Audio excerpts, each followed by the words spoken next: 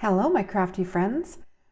We have 5 grandkids. 2 of them celebrate Passover and the other 3 celebrate Easter. So I was making the Easter cards for 3 of the grandkids, and they are an explosion type card.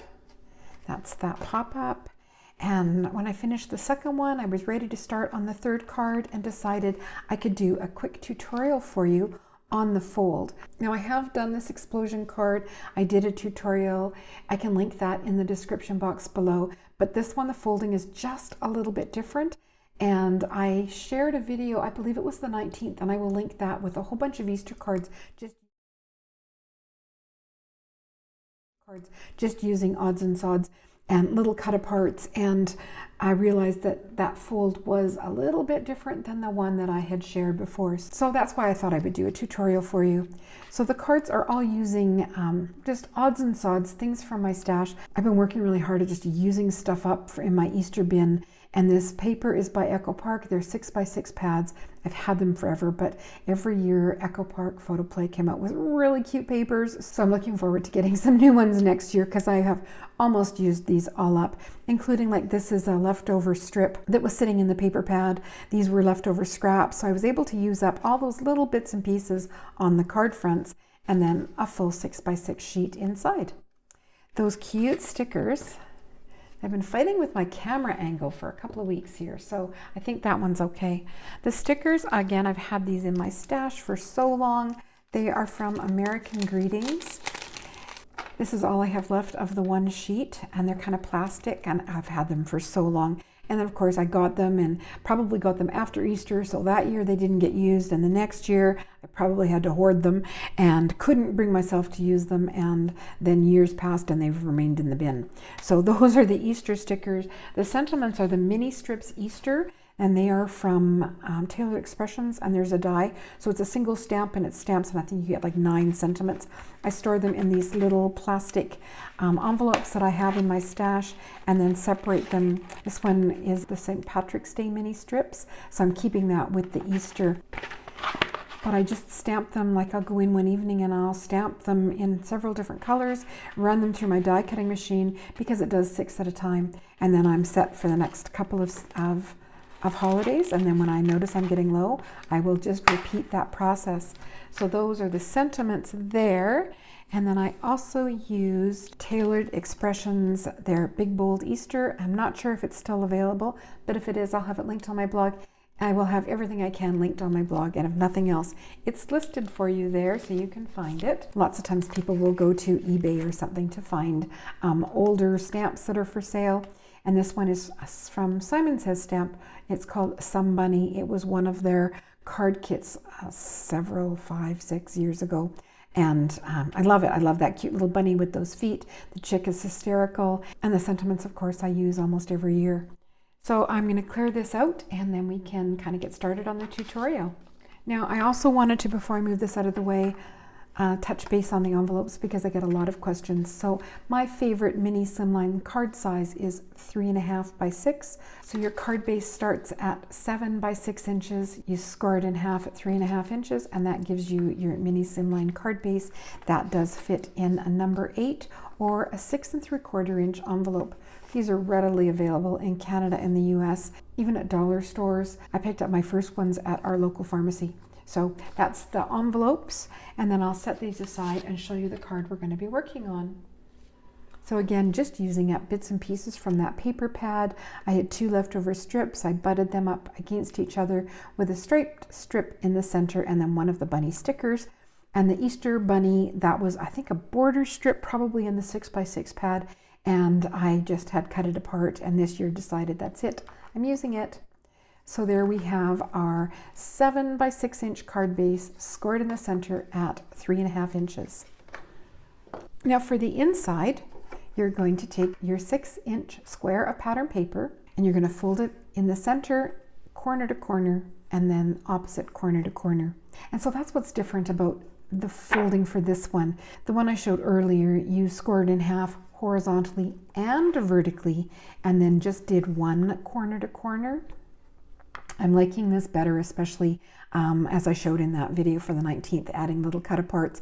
I did one at Christmas, adding things that there's a lot more movement to it, cutting it this way. So there's no other change other than you're going corner to corner, opposite corner to corner, and then in the middle. So to be mindful of the pattern on your paper, if you have a pattern that's directional, this score line, not the corner to corner one, but either the horizontal or the vertical one, that's going to follow the center score line of your card. So in a side fold card, it's going to fit in your card like this. So I will want my pattern going that way. But if I was going to do a top fold card, I would want my pattern going this way. So you just have to be mindful of wherever you're putting that center score line on your pattern. I tried to use kind of non-directional paper, so it didn't really matter. But that's the fold, easy peasy, 3 quick score and fold lines. And if the paper's lightweight enough, you don't even really need to score it. And then I have another little trick, and that is to cut just a sliver off of 2 sides of the pattern paper. So the 6-inch fits, but if your card base is not quite 6 inches, if it's just a scant under, like depending on where you put it on your cutting guide, if the pattern paper is a true 6-inch, then it might stick out a little bit. So trimming that tiny little bit off 2 edges, and then continuing with the folds, you're good to go. So for this card, I want my stripes going side to side. So that's my first score line down the center there. And I did bring over a bone folder. I pre-scored these, so we weren't trying to do that on video. And then corner to corner.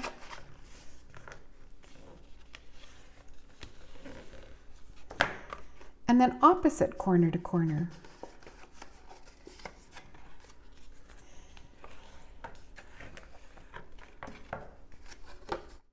Now this paper is cracking a little bit, fine for the grandkids, but something else to be mindful of. I didn't realize that it was going to crack, and it probably wouldn't show up if it was more of a pattern on the inside than the solid. Then work all those folds in the opposite direction. So now we're just going to do it with the pattern side out, and that just makes it so much easier to do that kind of explosion part inside. Opposite corner to corner, and now we've worked all the folds in both directions. I know I want my stripes sideways, and so that is where I had put my horizontal line. So we're going to fold this in to the center and then push this back, and then do the same with this side. It folds in, and because you've done the folding on both directions, it should be fairly easy. Fold it in along that score line and then just push it back there. So now they're both in, and you have this.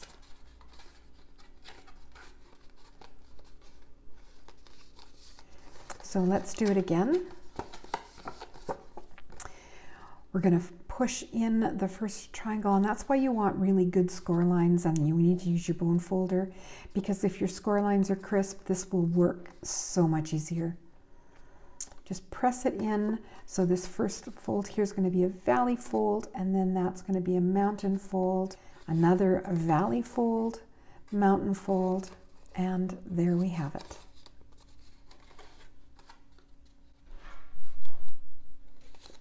So we're going to adhere it inside the card. Now, because we only have a 3.5 inch width here for the card, you can attach it with the corners kind of right in the center, and then have this gap along the side. It's about a 1/2 inch. What did I do with these ones? Yeah, pretty much a 1/2 inch. That one's not quite a 1/2 inch. All right, let's get my glue. I used to have a glass yogurt jar, and it shattered, and oh my gosh, that was a mess. I'm trying to keep the dogs out of the glass, and yeah. And I don't have another one, so I cut down a water bottle, damp paper towel inside that, and the Barely Arts glue is what we're going to use today. Hairband, and that's where I store my pin, and I just stick my pin in upside down, because if I put it the other way, I keep stabbing myself. So I'm going to add the glue here. I don't put them right at that very center point, because I want a little bit of give or movement there. And then we're just going to line it up. So this edge here is even, and then I know it's pretty much centered. So that looks good, and I'm going to close the front of the card over that, give it a quick press, and I'm going to just double check that it didn't shift around. Nope, it's in the card. That's perfect. So now I can add the glue to this one and I don't have to hold it in place. Whoops, those glue dots are a little far apart there.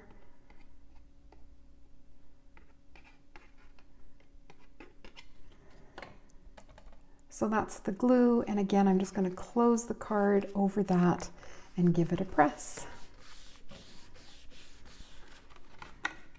There we have it, another little explosion card. Now you can add things over this, the cut aparts like I showed in the other video. Now the squares that I used to decorate, this one is a 3-inch square, and you just cut it in half on the diagonal. So I've got them done here.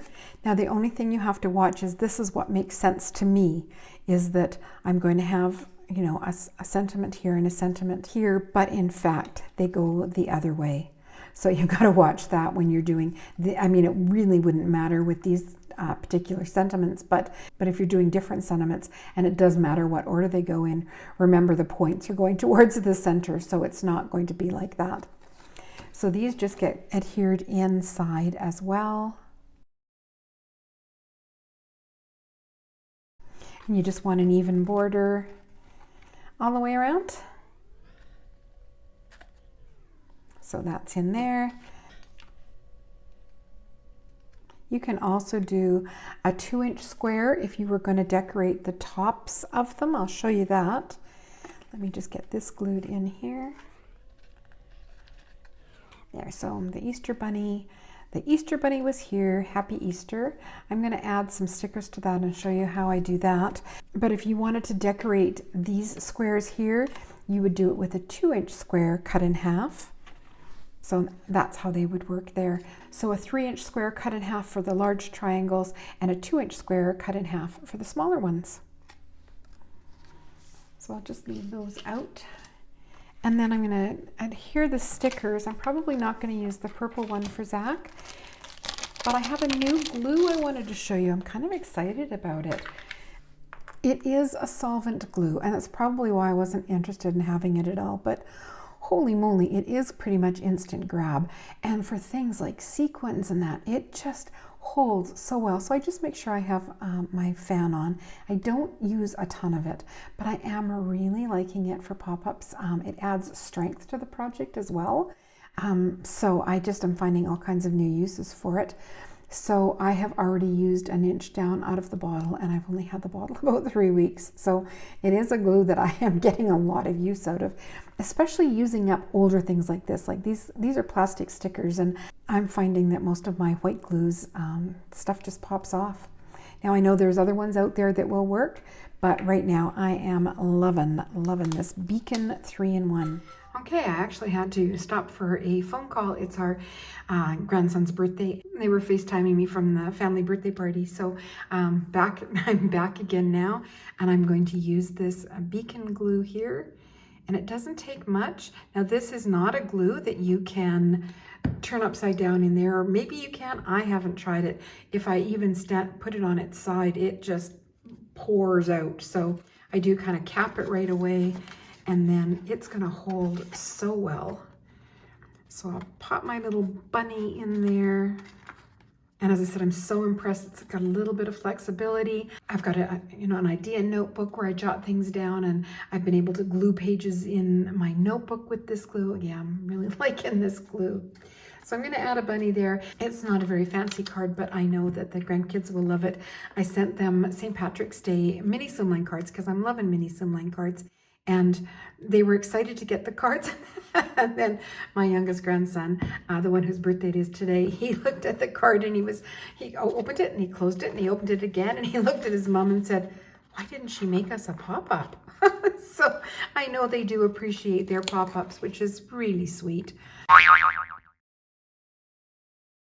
And so I said I would make sure that his birthday card was a pop-up, which it was.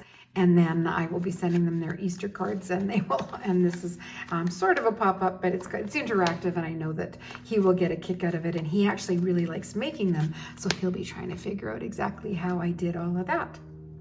So it is quick and easy. There was a lot of conversation while I was making it, but it's quick and easy. And let's turn it so that you can see that vertical fold is going to follow my score line there. And that was it. A score line down the center, corner to corner, opposite corner. If you cut that scant edge off of the two sides of the 6 by 6 inch pattern paper, you won't have any trouble making it fit in your mini slimline card. So there's room there for us to sign our name, and then again, card number 3 there. If you enjoyed my video, hit that like button. That's such a help to YouTubers. I'd love you to subscribe to see more. And that's it for me today.